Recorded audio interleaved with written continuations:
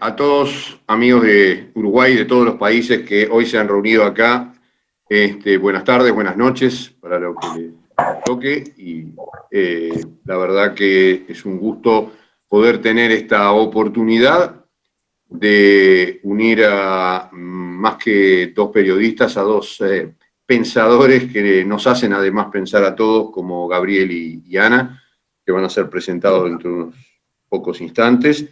Y bueno, lo que queremos es, en nombre de, obviamente, los organizadores, somos varios, Atzada Sheini, Bnei Brit Latinoamérica, Comité Central Israelita del Uruguay, Arevim. Nosotros decidimos que 48 horas después de las elecciones podían quedar interrogantes, pero en realidad estamos cerca de poder hacer otro tipo de predicciones. Y para ella nos acompaña y va a coordinar no solo las preguntas, sino la propia presentación, Jacob Israel, a quien obviamente le damos una cálida bienvenida, un joven que habla perfectamente castellano, pero que está en Israel. Algunos ya lo van a identificar en el momento que comienza a hablar, y no solo nos acompaña él, sino su organización. Y bueno, bienvenidos a todos, y bienvenido Jacob, y adelante. Nosotros hacemos un verbo que dijo Gabriel, muy extraño, que usamos ahora, que es mutearnos. Muchas gracias, señor Cohn. Hoy toca repasar algunas claves de las elecciones del pasado martes, 23 de marzo en Israel, hace 2 días, y cuyo escrutinio hoy se encuentra al 99,9%, lo acabamos de conocer hace escasas horas. Pero hagamos una breve introducción de lo que está ocurriendo estos días de largo recuento. Israel, el martes, como dije, celebró sus elecciones, sus cuartas elecciones en 2 años. Para resumir, se presentaron varios partidos que se dividen en 2 bloques. El bloque pro-Netanyahu, compuesto por el Likud, obviamente, por 2 partidos ultraortodoxos y por 2 partidos sionistas religiosos. Y por otra parte está el bloque anti-Netanyahu, compuesto por el líder de la oposición, por Yesh Atid, a cargo de Yair Lapid, y una amalgama de partidos que van desde 2 partidos de izquierda, 2 partidos árabes y otros 3 de centro-derecha.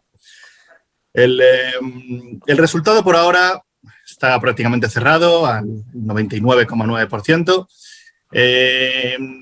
Es seguro, todo el mundo ya lo dice, que el bloque de Netanyahu no va a conseguir los 61 escaños, la mayoría absoluta en Israel es 61 escaños, para formar gobierno, y es que ni siquiera un empate entre 60 ya le valdría. Ahora mismo todos los medios ya están informando de que Bibi, el bloque anti-Bibi, ha ganado con un 61-59. Por mucho que el bloque anti-Bibi haya ganado con un 61-59, no quiere decir eso que el bloque anti-Bibi vaya a formar gobierno.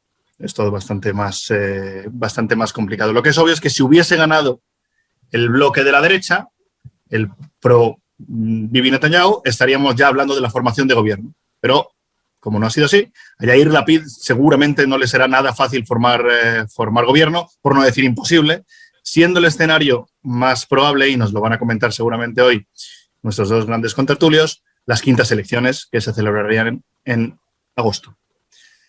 Hoy contamos con 2 auténticos profesionales, con 2 eminencias que nos van a explicar algunas de las claves de la crisis política más grave y más larga en la historia en los 73 años de historia de Israel. Hoy nos acompaña la periodista uruguaya israelí, Hannah Beris, o Ana Jerozolimsky, un referente indispensable de la comunicación sobre Israel en español y actual directora del semanario hebreo Hay. Y por otro lado, con la presencia de Gabriel Bentasgal, que si le presento, pues, seguramente estaré perdiendo el tiempo porque todo el mundo le conoce, director de Atzada Sheini y uno de los grandes expertos y educadores en toda materia relacionada con Oriente Medio e Israel. Por mi parte me presento, soy Jacob Israel, director de Unidos con Israel, la versión en español de United with Israel, que cuenta ya con más de 9 millones de seguidores en 173 países del mundo. Y yo creo que ya, sin más, comenzamos con una de las preguntas más obvias que formulo a nuestra querida Hannah y a Gabriel. ¿Y ahora qué? ¿Qué hacemos? Gobierno de Netanyahu con su bloque y sumando un par de tránsfugas del otro bloque, un gobierno de Bibi con Mansur Abbas, que ya dijo que no iba a formar gobierno con él, un gobierno de Bibi con su bloque más Guidón Saar, un gobierno de coalición anti-Bibi o quintas elecciones. Así que, nada, sin más, Hanna, Gabriel, vuestro turno. Bueno, ante todo, gracias por la presentación, Jacob, gracias por esta iniciativa, al Comité Central, a Arevim, a Tzad Asheni, a Prembrit, en fin, a todos los amigos, muchos de ellos compatriotas que están aquí reunidos. Evidentemente, el escenario que parece más factible en estos momentos es ir en unos meses a lo que serían las quintas elecciones en aproximadamente 2 años y medio. Parece locura total, pero eso parece lo más factible, dado que ninguno de los dos bloques consiguió la mayoría de la mitad más uno del Parlamento, ¿verdad? 61 escaños de los 120. Claro que la alternativa sería, y no es de descartar que pase, en la política y quizás más que nada en la israelí todo es posible, sería lograr lo que yo en la nota que antes se reía Eduardo, ¿no? Si voy a contar lo que escribí hace unos minutos, decía, son, digamos, ciertas alianzas antes impensables. Muy concretamente, para que pueda cambiar ese cuadro de los bloques tal cual están ahora, y bien hiciste tú, Jacob, en llamarlos el pro-Bibi y el anti-Bibi, ¿verdad? Porque no es izquierda y derecha, en absoluto. Voy a tocar ese punto después un poquito más en detalle. Sería que cambien algunos de los miembros de esos bloques, realmente que cambien posturas declaradas por ideología, por consideraciones políticas muy firmes, que nadie antes podía concebir que alguien podía pensar en cambiar. Concretamente, por ejemplo, si del lado del bloque pro-Netanyahu se quiere tratar de acercar a la mayoría, tendrían que aceptar contar con el apoyo, al menos desde afuera, si no como parte de la coalición de gobierno, del partido RAM, encabezado por el exdentista doctor Mansur Abbas, sin duda la gran sorpresa de estas, o una de las grandes sorpresas de estas elecciones, y para eso tendrían que entrar en choque o convencerlo de buena forma al jefe del Partido de Sionismo Religioso, Bezalel Smotrich, exministro, de que se siente en un gobierno que se basa en votos de un partido árabe islamista. Aunque también el doctor Mansur Abbas tiene sus serias reservas respecto a al menos parte de ese partido, concretamente Itamar Ben-Gvir, de Otzma Yehudit, considerado como seguidor del rabino Kahana, percibido como antiárabe, racista, sumamente radical. Del otro lado, en el bloque anti-Netanyahu, también hay partidos, como tú bien lo describiste, Jacob, es un bloque muy heterogéneo, mucho más heterogéneo que el bloque pro-Netanyahu. En el bloque anti-Netanyahu hay partidos, por ejemplo, como el nuevo partido Tikva Hadashah, de Guidón Saar, ex miembro del Likud, y también el partido de Lieberman, que es más veterano, Israel Beiteinu, que no aceptan tener una alianza con partidos árabes. Y por supuesto que todos aclaran que no es el hecho de ser árabes, sino por no ser un partido sionista que no reconoce a Israel como Estado del pueblo judío, pues si quieren tener mayoría, tendría que transar al respecto. O sea que hay escenarios posibles alternativos a las nuevas elecciones, a las quintas elecciones, pero no son fáciles de concebir como algo que realmente se pueda concretar pronto. Un último comentario, un poquito salido en realidad de tu pregunta, Jacob, pero creo que es importante. Aquí la terminología que se está usando en los últimos días es, creo yo, vale una nota aparte, muy interesante, es el bloque Netanyahu y anti-Netanyahu. Eso ya, de eso se habla hace tiempo, ¿verdad? Mucho se ha dicho del hecho que no se habló de Irán y economía, sino de sí o no Netanyahu en estas elecciones. Pero en los últimos días se está hablando mucho del bloque Netanyahu y el bloque de cambio. ¿Por qué al bloque que quiere cambiar a Netanyahu se le puede decir el centro izquierda? Porque precisamente incluye partidos que desde el punto de vista nacional, por ejemplo, en posturas relacionadas al conflicto con los palestinos, a relaciones con los árabes, son de tinte de derecha, son mucho más cercanos ideológicamente a Netanyahu, pero lo que los une a los otros miembros del bloque anti-Bibi es ese anti-Bibi, que no quieren que él siga al frente del gobierno. O sea, es de ese lado un bloque muy heterogéneo, creo que le va muy bien el término bloque de cambio.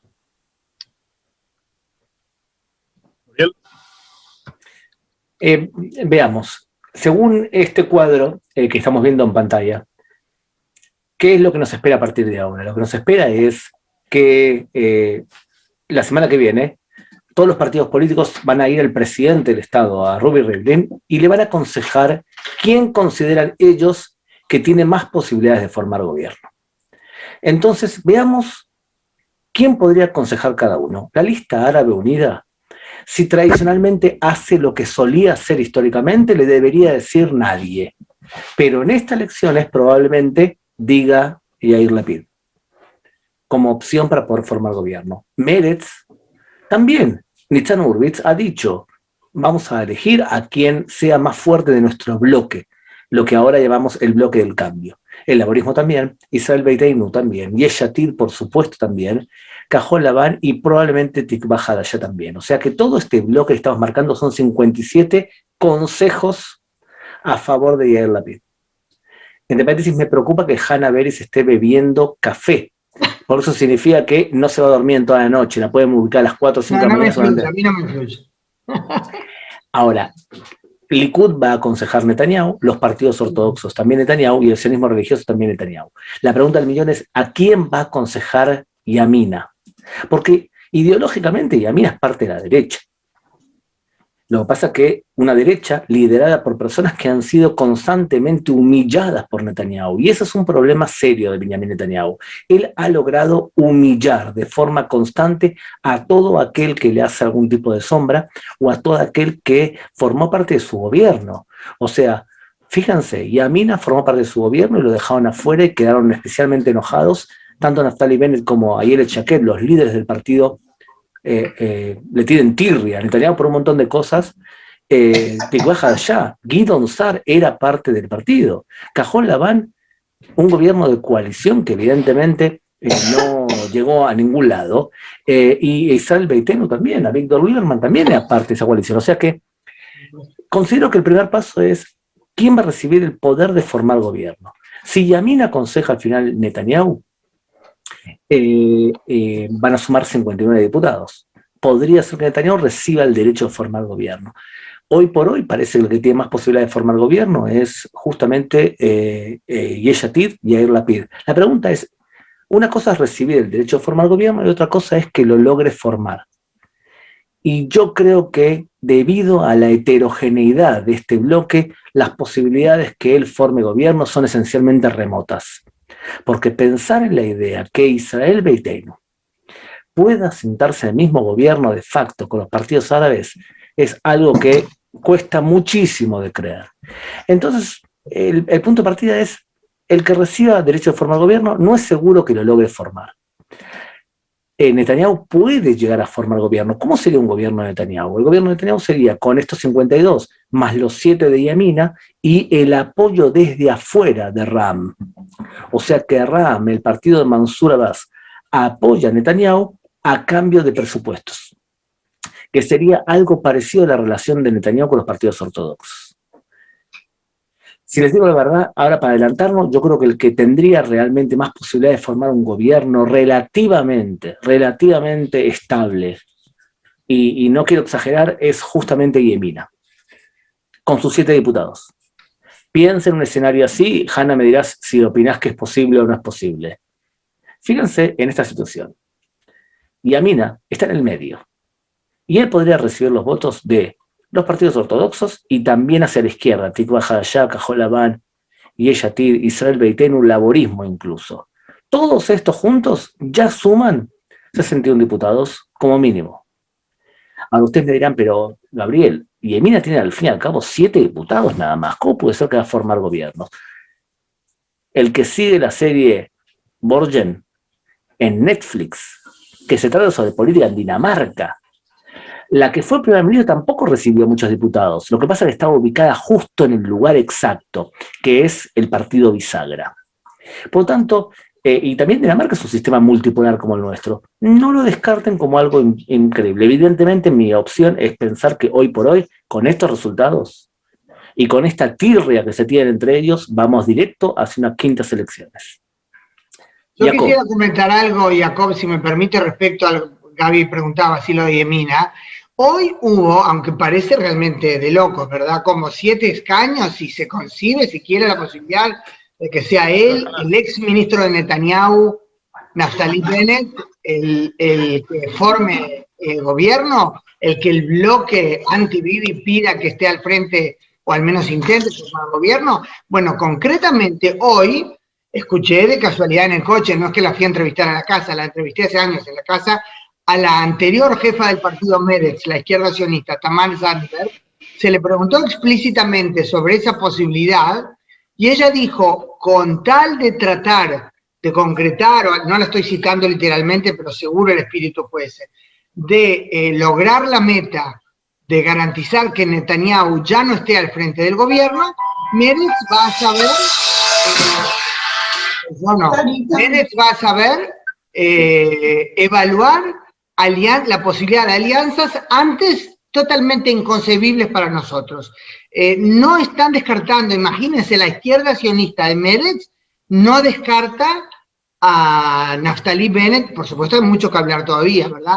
Pero deja abierta la posibilidad que sí le dé el sí a Naftali Bennett como próximo primer ministro. O sea, o que intente tratar de ser, ¿verdad?, el próximo primer ministro, un gobierno, un político israelí identificado en gran medida con la votación de la población judía de los asentamientos en Judea y Samaria, religioso, observante, liberal, pero o sea, de un perfil sumamente distinto, por supuesto, que el de Meretz, y esa puerta está abierta.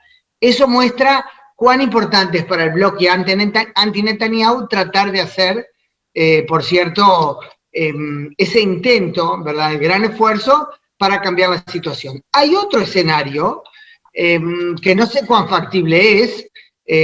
Participé ayer de mañana y hoy me volví a contactar con él sola en un Zoom organizado por Media Central con Yaron Dekel. Ese me opinión uno de los grandes, de los principales analistas políticos de Israel, un gran periodista de la televisión y la radio públicas de Israel, y él decía que el escenario más interesante que ve en el horizonte como una de las opciones es que inclusive si no tienen suficiente mayoría para formar gobierno, el bloque anti-Netanyahu aproveche el hecho que es mayoritario por sobre Netanyahu para promulgar una ley que prohíba que un diputado que está en juicio, y sabemos que Netanyahu está en juicio por sospecha de corrupción, pueda intentar o recibir él el encargo del presidente de formar el nuevo gobierno para ser él el próximo primer ministro. La pregunta es cuán osados serían en ese bloque anti-Netanyahu como para realmente llegar al momento de la verdad y presentar una propuesta de ley de ese tipo, que bloquearía a Netanyahu. Pero les diré que en el noticiero del canal 12 de la televisión israelí hace pocas horas hubo un comentario muy interesante de otro gran periodista con carita de nene, muy jovencito, Yair Sherki, muchacho religioso, gran periodista, y él, no fue en las noticias, fue en el programa de Ilana Dayan, Uvda, analizando la situación postelectoral, y él dijo algo muy interesante. Dice, puede ser que ese bloque logre, si es que realmente lo considera, hacer promulgar esa ley, pero eso crearía una situación, creo yo, en la que en las próximas elecciones el bloque, aunque no sea encabezado por Netanyahu de la derecha, tendría una amplísima mayoría, sería muy contraproducente para el bloque hoy anti-Netanyahu, porque se sentirían como que por ley les bloquean lo que democráticamente ellos eligen, que sea Netanyahu su líder. O sea que hay acá diferentes aristas muy interesantes que hay que tomar en cuenta. Y además Janita, sería el ABC de lo antidemocrático, porque cualquier principiante en estudio de ley sabe que no se aprueban leyes personales. Claro, ese es un problema de fondo, ¿verdad? Sí, Jacob, perdona. No, la verdad que es interesante, es bastante interesante lo que comentáis. De todas formas, yo sí que estoy completamente de acuerdo contigo, Gabriel. No se puede, no sé si la palabra es antidemocrático, porque está dentro de las reglas del juego, pero desde luego que inmoral e injusto seguro que lo es. Lo que no estoy tan seguro es que si se publica esa ley vaya a beneficiar precisamente en unas futuras elecciones al Likud. Porque, y volviendo al tema de estas elecciones... Como que se sentirían que les robaron la posibilidad de determinar ellos quién los dirige. Lo entiendo, lo que pasa es que la política israelí es tan compleja, es tan rara, que el Likud en las últimas elecciones ha bajado considerablemente su voto en estas elecciones, pasando de un 30 a un 24%, para nuestra sorpresa, para sorpresa de todos, porque pensábamos que la vacunación iba a ser un factor que decidiera estas elecciones. Me gustaría que comentásemos un poquito cómo explicamos esta bajada, porque, insisto, la vacunación en Israel, resultada destacada por todo el mundo, ha sido bien exprimida, ha estado bien exprimida por Netanyahu, con unas imágenes, pues eso, de la vuelta a la normalidad, y sin embargo vemos que es que no solo se ha podido mantener, no, es que ha perdido un buen porcentaje de su electorado, que no lo ha sabido movilizar. Entonces, ¿cómo explicamos esta bajada? Yo lo analizaría al revés. Yo creo que para haber sido primer ministro en una época como la pandemia, y haber tenido que enfrentarse a 7 o 8 partidos políticos esencialmente anti-Netanyahu. Y una campaña que no hay otra forma de nombrarla que una campaña claramente demonizadora de Netanyahu en los medios de comunicación. Los medios de comunicación de Israel son un problema de por sí, porque tienen un problema de objetividad muy serio, no es algo menor. Aún todo que haya recibido 30 votos, me parece una cifra que podría haber sido incluso menor. Por otro lado, creo que el timing para Netanyahu fue una semana más tarde. O sea, si hubiese salido una semana antes, puede ser que incluso haya ido un poco mejor. Y por otro lado, Netanyahu también y Yair Lapid, los dos, hicieron una campaña muy responsable con respecto al bloque. O sea, intentaron no comerse a partidos políticos que estaban a punto de no pasar el umbral. En el caso de Netanyahu, lo que hizo fue de manera incluso hasta diría extrema, porque uno se tendría que preguntar hasta qué punto vale la pena apoyar un partido de extrema derecha como hizo Netanyahu con el sionismo religioso, donde hay gente caanista ahí adentro. O sea, desde el punto de vista moral es problemático que un primer ministro se meta con un partido que es claramente de extrema derecha y lo ayude a entrar a la Knesset. Y lo mismo podríamos decir de Yair Lapid. Yair Lapid hizo una campaña muy responsable de no robarse votos, o sea, captar votos, tanto del Partido Laborista como de Meretz. Había una posibilidad real que Meretz no entre al Parlamento.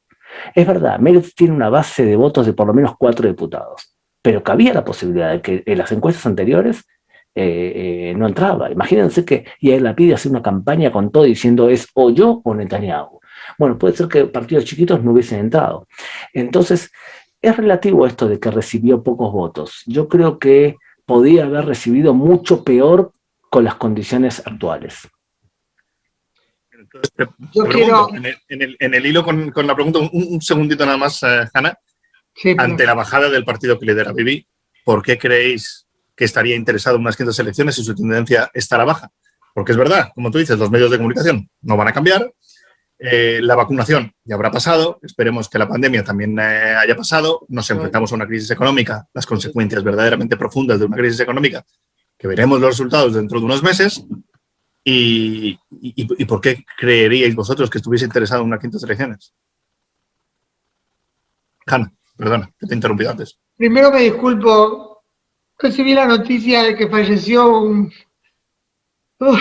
un colega, ex Madrid de Maccabi, Alberto Sonsol, perdón, no tiene que ver con este tema, me llamó el sábado pasado a decirme que se había contagiado de coronavirus, su esposa y sus 3 hijos, todos contagiados, pero justo hablé con ella anteayer, Patricia, y la estaba pasando bien, pero angustiada sin saber qué iba a pasar con Alberto, que había tenido problemas cardíacos y Ahora recibo por todos lados la información de que falleció. Perdón. No, está bien, Ana, estamos todos desolados. Estamos todos desolados. No quise interrumpirte para decírtelo justamente porque Sí. sabemos cómo más de uno de nosotros estamos en este momento. Paco lo puso en el chat, pero sí, nadie quiso, digamos, empañar la actividad, aunque la verdad que es una noticia casi excluyente. Estamos todos profundamente afectados. Un beso. Horrible. Estuvo en Israel hace, ¿cuánto fue que me encontré con él? Antes de la pandemia, muy poco. Sí, no hace muchos años.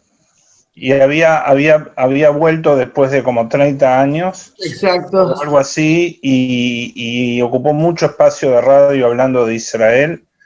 Y tuvo ahí un periodo que le habló mucho de su etapa en Israel cuando hizo Aliyá con su Javerim de hebraica. Y después porque decidió volver a Uruguay y cómo hizo su carrera. Fue una de las cosas que fue muy movilizante, yo que lo escuchaba de ratos en la tarde en la radio. Bueno. Ahora, no te lo quise decir, Ana, para no interrumpirlos y porque, bueno, quizá los hermanos que están acá, argentinos, chilenos y de otros países, pero bueno, los uruguayos que lo conocemos, estamos un poquito mal. Yo quiero decir algo. De los periodistas, hay muchos saben, para los compañeros que no son uruguayos, que no lo conocían, hay numerosos periodistas deportivos judíos en Uruguay, de los más destacados son judíos, y Alberto Sonsol, increíble decir, Zichrono Libraja, y Sergio Gorsi son de los que más abiertamente se identificaban como judíos y defendían a Israel, y Alberto hace poco tuvo algo muy ocurrente que circuló, que capaz le llegó también a ustedes, compañeros no uruguayos, él festejando con esa polenta que tienen los relatores deportivos, ¿no? Un gol, ya ni me acuerdo de qué equipo, gritaba, y en medio del festejo del gol decía Baruch Hashem, capaz que le llegó el audio, fue algo imponente, divino, y bueno. Yo quiero decir algo, ¿puedo? No, vamos a seguir. Yo preferiría que nos mutiemos y concretemos esto por respeto a todos los que estamos acá en el chat, que no somos todos uruguayos, y especialmente a Hanna y a Gabriel, porque para ellos, independientemente de lo personal, son las 12:30 de la noche en Israel. Discúlpenme. Adelante si querés, Hanna o Gabriel. Retomo el tema de Netanyahu. Es verdad que en las condiciones adversas, digamos, en las que llevó adelante esta campaña, y sin duda fue el más talentoso de los políticos israelíes en el manejo de la campaña, parecía que estaba en todos lados, tiene 71 años, le daba vuelta a todos en cuanto a la agilidad, ¿verdad?, donde estar presente, la gracia de las publicidades electorales, hasta llegó a la puerta de la casa de una de las cantantes más populares de Israel que salió con el bebito a UPA, en fin, todo el marco de la campaña, ¿no? Pero en las condiciones adversas en las que la realizó, desde el punto de vista que está en un juicio. Yo espero que salga declarado inocente como ciudadana, no porque yo lo haya votado, nunca lo voté, pero el hecho es que está en un juicio que por supuesto es algo que complica. Igual haber confirmado al Likud como el partido más grande de Israel, por supuesto que es algo enorme, ¿no? Pero es verdad que el Likud perdió mucho peso político en los últimos años, y por supuesto eso es responsabilidad de Netanyahu. Él es el que está desde el 2009 sin interrupción al frente del partido Likud y del gobierno, y ya tuvo su primer gobierno antes, como saben, en el 96. Pero en la retórica, digamos, de cómo se plantea todo en el mapa político israelí, el propio Netanyahu y otra gente del Likud, o de partidos, más que nada del Likud, pero también de otros partidos, hablan de una forma, y yo lo oigo en las entrevistas también, como si fuera, o sea, Netanyahu, el que ganó la mayoría, el pueblo lo eligió. Y eso en los números no es así. Es verdad que el Likud es el partido más grande y varios escaños, 13 escaños por sobre el que le sigue, y es Yatir del ex periodista Yair de Lapid. Pero perdón, pero no puedo dejar de pensar. Pero Netanyahu nuevamente, por cuarta vez consecutiva, no obtuvo mayoría necesaria, no solo como para formar gobierno, sino que menos que quienes se le opusieron. Como bien dijiste antes, Gaby, Yemina, o sea, Naftali Bennett, que encabeza Yemina, está claro que ideológicamente es parte, digamos, del bloque Netanyahu, desde el punto de vista de las posiciones ideológicas políticas, pero claramente fue a estas elecciones con una campaña que llamaba a sacar a Netanyahu del poder, o sea, por dicho, exhortando a que sea otro el electo por 1, 2, 3, 5, 10.000 razones por las que él creía que había que decir que Netanyahu había fracasado. O sea que contra Netanyahu votó más gente que la que quería que él siga adelante, por más que sin duda de todos los jefes políticos, él es el más popular. Sí, de hecho, quiero dos cosas. Lo que a mí más me preocupa de lo que está pasando ahora en Israel es que este diálogo que estamos teniendo con Hannah, que ya que nos conocemos, los que nos conocemos a ambos, evidentemente no venimos del mismo campo ideológico puro, pero este diálogo que estamos teniendo nosotros se está haciendo cada vez más difícil en Israel, en donde se está pareciendo a lo que veíamos en Argentina con la onda Cristina, o sea, una grieta muy profunda en donde no hay claroscuros, o sea, todo parecería ser blanco y negro, y eso es especialmente preocupante. Por eso, últimamente yo estoy diciendo que estoy harto de las elecciones, porque la violencia verbal, en donde la gente habla a favor o en contra de Netanyahu, empieza a ser preocupante. Empieza a realmente ser preocupante. Tú no puedes decir nada bueno o malo de Netanyahu. Sí, a veces me pasa, Hannah, que coloco, hago una entrevista para un medio de comunicación donde digo lo bueno de la campaña electoral y te van a decir, eres un oficialista, estás apoyando a Netanyahu, por decir algo que es evidente, y es que el Estado de Israel funciona. Los ciudadanos de este país son cuidados por su gobierno, y no importa por qué gobierno sea. Nosotros venimos de 73 años de guerra, el gobierno tiene la obligación de cuidar a todos los ciudadanos, y somos un Estado a la antigua. Significa, nos gusta tener fronteras, nos gusta que el gobierno tenga influencia, y cedemos parte de nuestras libertades a favor de lo que el Estado decide en su conjunto. Entonces, eso es lo primero que me preocupa especialmente. Y lo segundo es que el Likud tiene, de alguna manera, un patrón de conducta que es el siguiente. El Likud no despide ni serrucha a sus líderes. Desde que se creó el Estado de Israel, teníamos a Begin como primer ministro y líder del Likud, Yitzhak Shamir, Netanyahu, Sharon, que se terminó yendo, y nuevamente Netanyahu. O sea, ese es todo el liderazgo del Likud. El Partido Laborista, comparativamente, tiene una cualidad que es deglute y se come a sus líderes. Entonces el Likud no lo hace. ¿Cuándo es que el Likud cambia a su líder? Cuando pierde las elecciones. Entonces el escenario sería que ahora que Netanyahu no ganó cuartas veces, quizás pueda lograrse que, como no trajo el producto, o sea, que no trajo lo que se esperaba de él, bueno, quizás haya un cambio interno. Lo que pasa es que maneja muy duramente la estructura interna del partido y no deja que crezcan otros que quizás podrían ganar las elecciones con mayor facilidad. Ejemplo, Nir Barkat, ex intendente de Jerusalén, podría perfectamente ganar unas elecciones a favor del Likud, o Gideon Sa'ar. Para terminar este punto, yo creo que Netanyahu hizo muchas cosas buenas para el país, y también creo que su cadencia terminó. Son demasiados años en el poder durante tantos años corrompe, ha hecho muchas cosas, y podría detallar qué cosas creo que ha hecho muy buenas para el Estado de Israel, y también las cosas que ha hecho muy malas para el Estado de Israel. Pero sí considero que el Estado de Israel necesita ahora un Levi Eshkol. Necesitamos a alguien como Levi Eshkol que logre hacer alianzas, porque Levi Eshkol vino después de años de Ben Gurión, y Ben Gurión era Ben Gurión, significa era un líder muy centralista, algunos dirán era un semifascista, donde él decidía, y quien no estaba a favor de Ben Gurión, entonces era muy criticado duramente. Escuchen un ejemplo. Ben Gurión decidió que no había televisión en Israel y no tuvimos televisión en Israel hasta que no se fue Ben Gurión.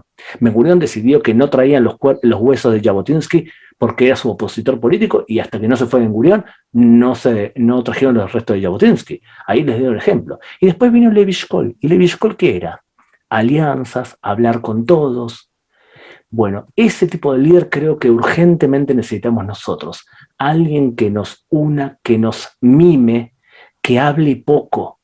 ¿No tenés ganas de que el primer ministro casi no hable todo el día en televisión y que haya silencio de micrófono? Creo que necesitamos a Levi Eshkol.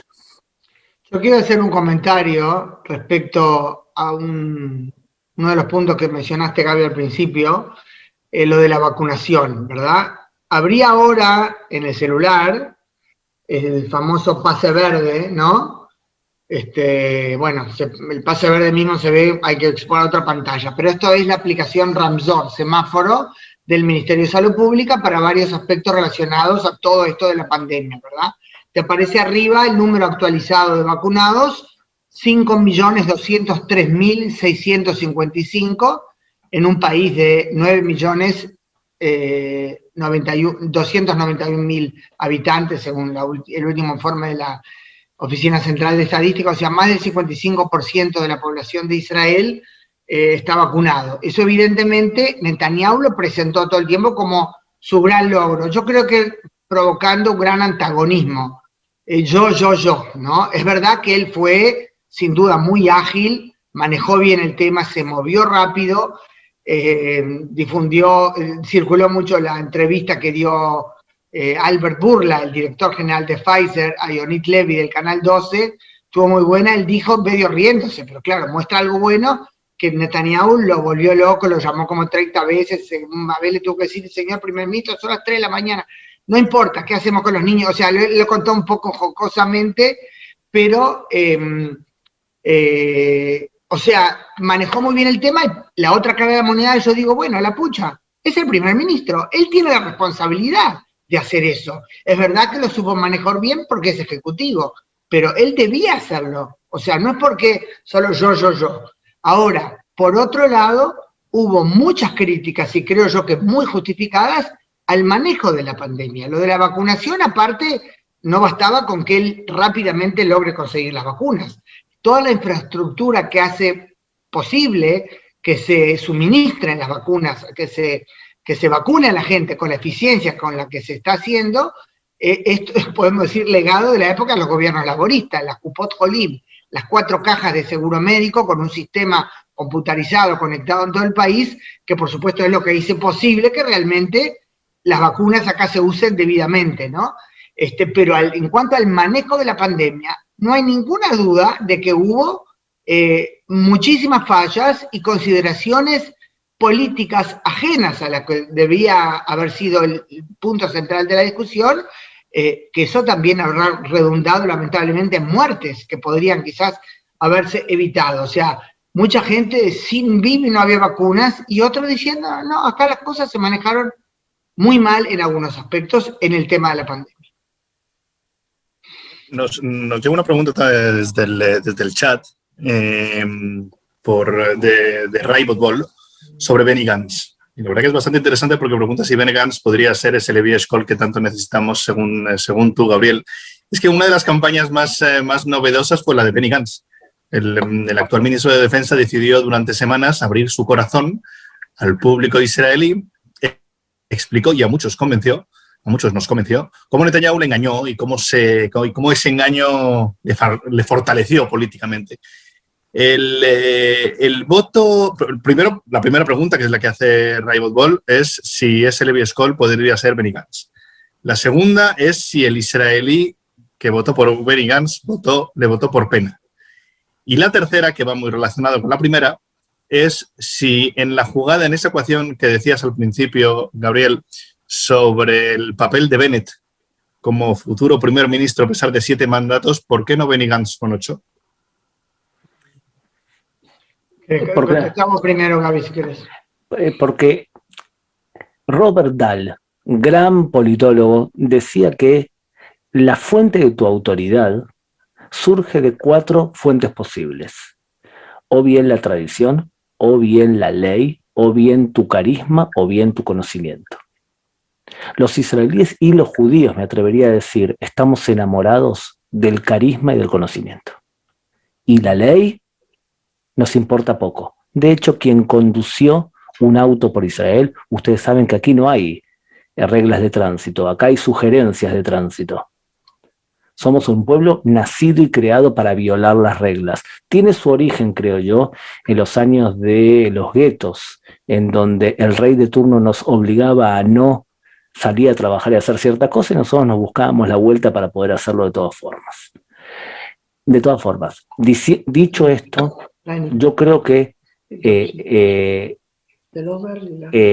Naftali Bennett tiene más carisma que Benny Gantz, y además tiene cierta cualidad, y es que es un tipo exitoso desde el punto de vista de economía, y que además la población en Israel es más de derecha. ¿Cuánto más de derecha? Y yo me atrevería a decir que por lo menos un 65% de la población es claramente de derecha en Israel, y por lo tanto van a buscar un referente del campo de la derecha, y por eso creo que a misma cantidad de votos, creo que tiene más posibilidades Naftali Bennett, porque imagínate lo siguiente, le dan el bloque del cambio o anti-Bibi le da la posibilidad de apoyar a Naftali Bennett. Puede ser que después de eso el Likud decida que Netanyahu ya debe salir del cargo de primer ministro y dedicarse a su juicio, y podemos ver en el futuro que el Likud entra un gobierno con Naftali Bennett, que no haría lo mismo quizás con Benny Gantz. Por eso creo que debido a su ubicación en el espacio político, tiene más posibilidades él que Benny Gantz, y creo que Benny Gantz, para un israelí promedio, que Netanyahu le haya dado la vuelta y lo haya engañado, no suma puntos. Le transmite debilidad, como, escucha, te prometieron una rotación que todo el mundo, hasta mi hijo sabía que no se iba a cumplir. Además te entraron al teléfono móvil y te sacaron información que dicen de los iraníes, eso no suma puntos. E Ilana Dayan hizo un programa de televisión en donde daba a entender un montón de cosas que no suman punto para la imagen de Benny Gantz.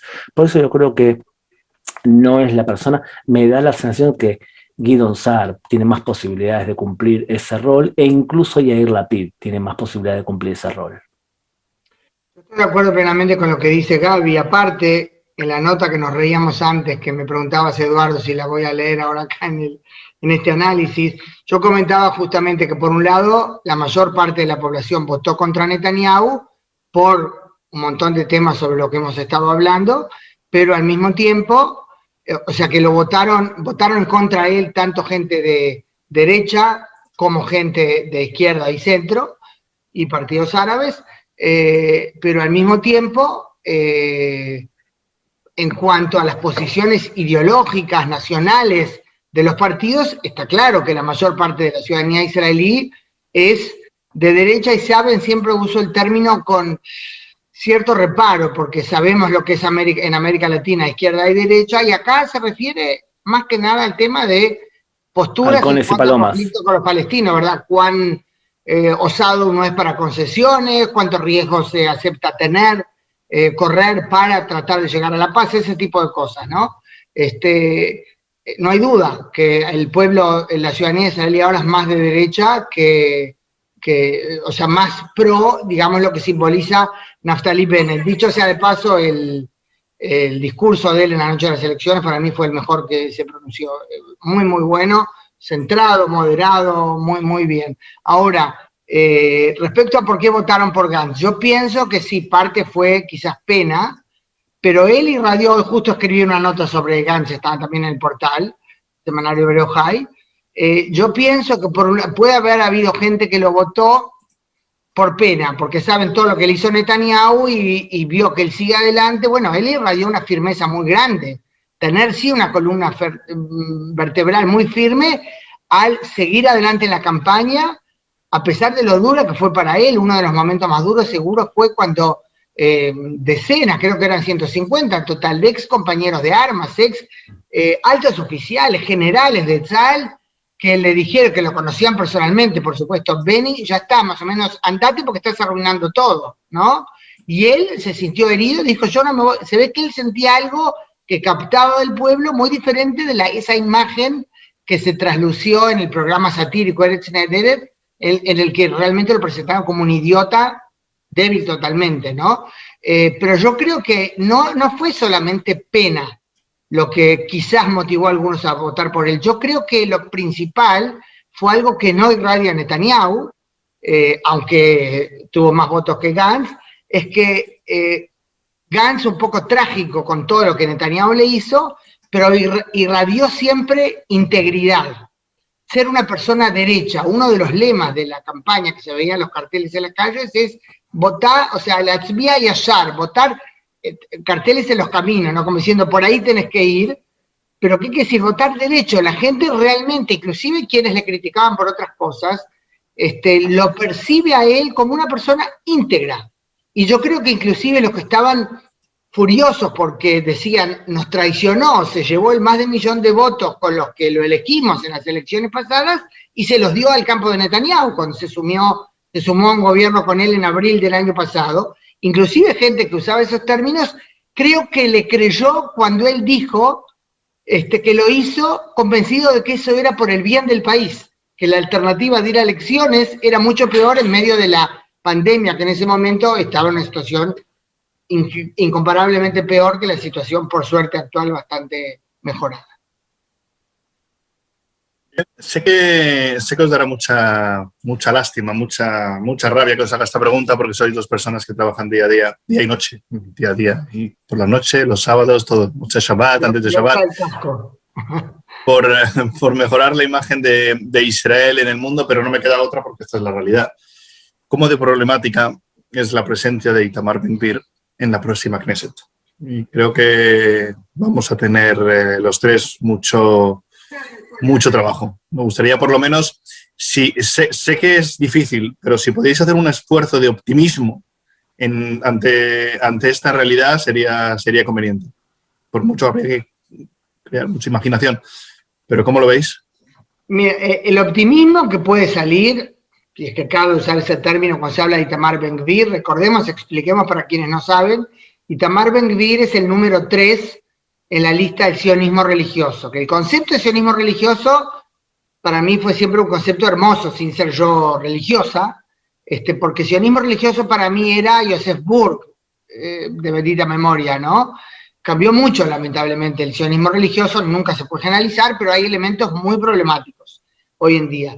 En el partido encabezado por Bezalel Smotrich, Itamar Ben-Gvir, abogado, es el número 3, y él es visto, él se ríe cuando le dicen así, como un seguidor del rabino Meir Kahana, que era un furioso ¿verdad?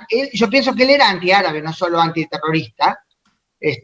Itamar Ben-Gvir dice que lo presentan en forma demonizadora, que no es así, que él no tiene problemas con los árabes como árabes. Hoy, por ejemplo, lo entrevistaron en ese programa de Ubda de Ilana Dayan, al que yo hice referencia antes, y estaba en el estudio también en mi opinión, gran periodista árabe-israelí Lucy Harish, que es la esposa y mamá del hijo recién nacido de Tzahi Halevi, uno de los famosos actores de Fauda en las temporadas anteriores, una árabe musulmana que se casó con este actor judío, y él decía, yo no tengo nada contra Lucy como árabe, dice, para mí el problema son los que quieren matarnos a nosotros porque somos judíos, o sea, destacando que su mensaje es contra el terrorismo. Yo no digo que esté mintiendo, él claro va a los estudios y es extremadamente simpático, es un tipo muy canchero, diríamos en Uruguay, muy entrador, y un excelente orador, y casi te convence, pero para mí, yo escribí eso hace unos días muy fuerte, esto no lo puse en la nota que escribí hace unos días, saber que él tuvo, yo no lo vi personalmente, pero es algo sabido en Israel que él no realmente lo desmintió nunca, que a mí me consta, corregime Gaby si estoy equivocada, saber que él tuvo al menos, no sé si lo sigue teniendo, mucho tiempo en el salón de su casa, una foto de Baruch Goldstein, que asesinó a 29 palestinos mientras rezaban en la Me'arat HaMachpelah, en la tumba de los patriarcas en Hebrón, a mí ese tipo no me va a pasar nunca, por mejor que dé las entrevistas y se aclare, y ¿saben qué? Hasta le creo, que no es antiárabe, es antiterrorista. Para mí es una vergüenza que él esté en el Parlamento israelí, inclusive si cambió, como se dice en hebreo, su piel, pero por sus antecedentes, y más que nada por algo que pasó en los años del comienzo del proceso de paz, con toda la legítima discusión que había sobre el proceso de Oslo. Él dijo una vez, porque logró sacarle, ¿saben? El simbolito, el escudo que tiene un coche adelante, y él logró sacar el escudo ese, no sé cómo se dice así, escudo, no, la marca del coche, ¿no? De Rabin, que para descanse. Y él declaró, así como llegamos al coche de Rabin, vamos a llegar a él. Bueno, lamentablemente otra porquería llegó a Rabin y lo mató. Pero yo eso no lo voy a poder olvidar nunca, por mejor que él explique ahora que no es anti todo, sino solo antiterrorista. Con antiterrorista yo me identifico, pero con muchas otras cosas que él simboliza, no podré jamás identificarme y aceptar. ¿Aportamos algo más? Sí, yo, así como empezaste diciendo, ustedes que se dedican en parte de su tiempo a la defensa de Israel, ya sea a través de periodismo o algo parecido, a mí me sería muy difícil hoy, sinceramente, y creo que es el problema más grave que tiene Israel, fuera del tema de la discusión interna, me sería muy difícil a mí defender convencido lo que está pasando en el sistema legal en Israel, lo que está pasando en el sistema judicial en Israel. No hay forma que les explique lo grave que lo veo. Hay cosas muy... ¿Y qué tiene que ver con Ben Gvir? Que la comisión electoral cancela a candidatos a diputados, pero cuando llegan a la Suprema Corte de Justicia, la Suprema Corte de Justicia, en vez de dictaminar que de acuerdo a la ley electoral que prohíbe lo siguiente, no puedes ser candidato al Parlamento si eres un racista, no puedes ser candidato al Parlamento si niegas la existencia de Israel como Estado judío y democrático, y no puedes ser candidato al Parlamento de Israel si tu partido va a ser utilizado como base para la mafia y para hacer actos delictivos. De acuerdo a esa ley, Ben Gvir tendría que estar afuera del Parlamento directamente, pero también tendría que estar buena parte de la lista árabe, que claramente niega la existencia del Estado de Israel. Ahora bien, ¿qué dicen los jueces? Bueno, lo que hace es una interpretación especialmente universalista, y dicen que hasta que no haya una prueba concreta, material y acumulada de pruebas, no se puede cancelar la postulación de alguien. Y es una interpretación legal especialmente flácida que provoca que Ben Gvir, en vez de estar afuera del Parlamento, hoy en día está dentro del Parlamento. El problema es, uno, nuestro sistema judicial que está haciendo aguas, y no tengo palabras para explicar hasta qué punto creo que está haciendo aguas. Y lo segundo es, lo más grave, es que el primer ministro de Israel se mete dentro del partido para ayudarlos a entrar al Parlamento. Y yo creo que el primer ministro de Israel tiene que tener el hadar que su histórico partido tenía para no ensuciarse las manos con basura.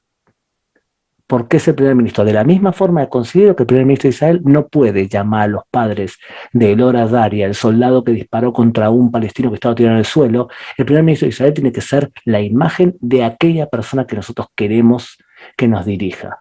El hecho de que el primer ministro de Israel esté haciendo coaliciones dentro de un partido de extrema derecha con tintas racistas habla muy mal de él, pero también habla muy mal de nuestro sistema que permite que un tipo así se postule. No puedo estar más de acuerdo, Gaby, con lo que dijiste ahora, muy contundente.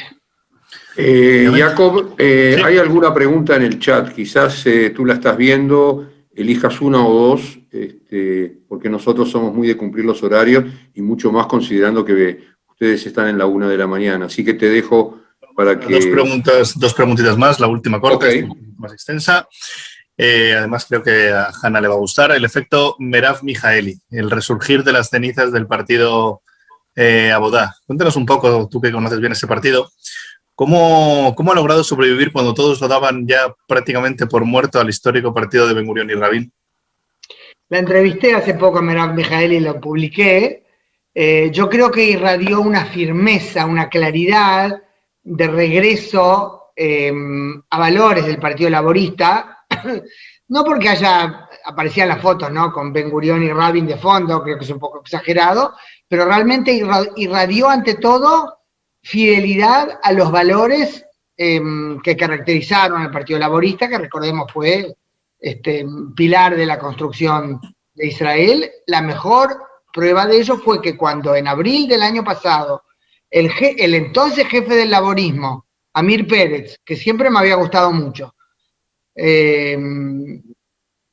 y otro de los diputados se sumaron al gobierno de Netanyahu, Merav Mijaeli, porque en ese momento era ínfima era creo que tres diputados laboristas, no estaban en la lista conjunta con Meretz en las elecciones anteriores, quedaban 3 en la Knesset, y Merav Mijaeli dijo, a mí ni que me maten.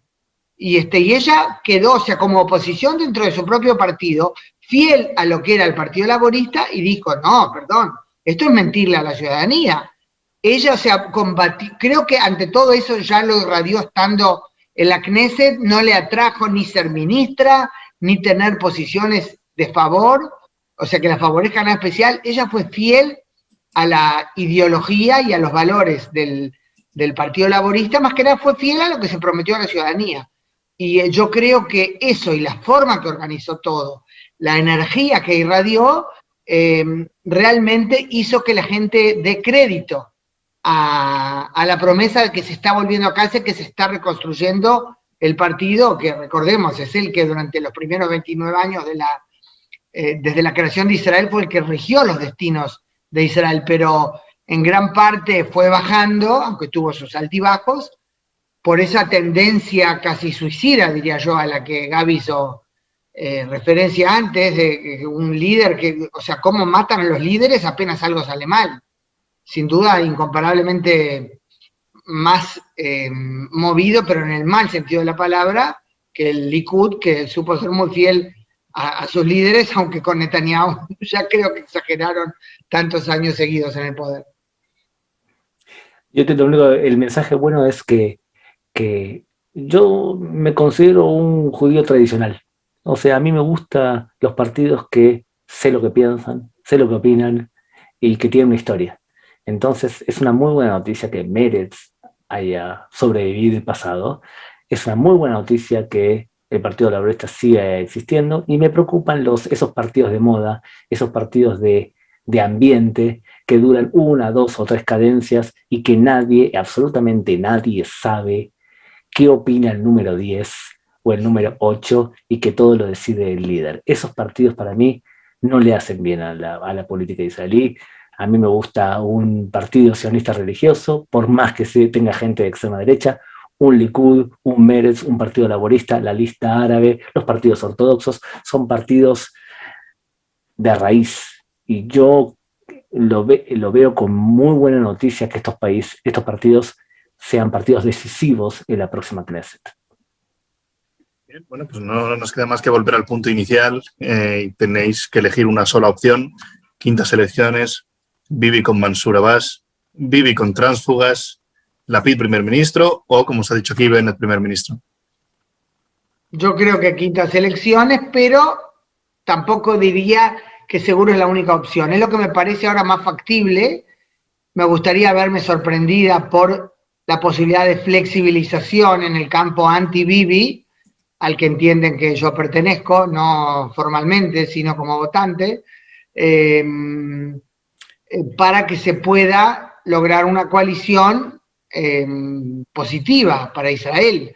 Perdón, ¿vas a decir cosas positivas del otro lado también, pero creo que... ¿Vas a decir a quién votaste? ¿Cómo? ¿Vas a decir a quién votaste? No me molesta, yo voté a Vodá. Casi siempre desde que hice Aliá voté a Vodá. Y les digo la verdad, ahora no porque, wow, me quedé encantado con Merav Mijaeli. En todas las opciones, porque pensé en alternativas, no fue que esta vez estaba segura, como casi siempre voté a Vodá. O sea, no es que todo me gusta, en absoluto. Pero desde el punto de vista de valores y de ideología siempre me identifiqué, me pareció bien. Yo lo vi siempre como un partido de centro. Es verdad que con ella es un poco más de izquierda. Yo me siento muy de centro, ¿no? Pero que sea centro sionista, izquierda en tipo de cuestión de valores, de moral, pero que defienda claramente el derecho de Israel a defenderse, hacer un Estado judío, democrático, mayoría judía, con, por supuesto, igualdad de derechos para la ciudadanía árabe y destacar todo lo bueno. Saben quienes me siguen en mis notas que yo vivo siempre buscando cómo destacar las tantas cosas buenas que hay en Israel, pero como es cuando yo digo hice aliá por sionismo, pensando que Israel es mi ideal, pero no creyendo que Israel es ideal. Sigo pensando y creo que el laborismo engloba bastante desenfoque. Veremos. Creo que Merav Mijaeli, desde el punto de vista de ideales y de firmeza de valores, no va a decepcionar. Pero no es cuestión de acá, ay, Merav Mijaeli. Creo que el partido representa algo muy grande en la historia de Israel y con eso me identifico. Bueno, Gabriel, en mi humilde opinión, el 24 de agosto, un martes, serían las quintas elecciones. Creo que el jueves 26 de agosto sería una magnífica fecha para volvernos a ver por aquí. Sí, porque yo el miércoles cierro la edición impresa del Semanario Hebreo, así que anoto enseguida jueves 26. Pues eso, apunten la fecha, 26 de agosto, nos vemos para analizar las quintas elecciones. Muchas gracias, Eduardo, Hanna, Gabriel, ha sido un placer compartir este rato juntos. No, gracias a ti, gracias a tu organización, Unidos con Israel, gracias a tu conducción, Jacob. Por supuesto, muchas gracias a Ana y Gabriel, obviamente de parte de todos los que estamos presentes. Un saludo a todos los que estamos presentes de muchos países, no solo de Uruguay. Y para los que somos uruguayos y lo hemos conocido, nos vamos a terminar con mucho dolor, sin duda.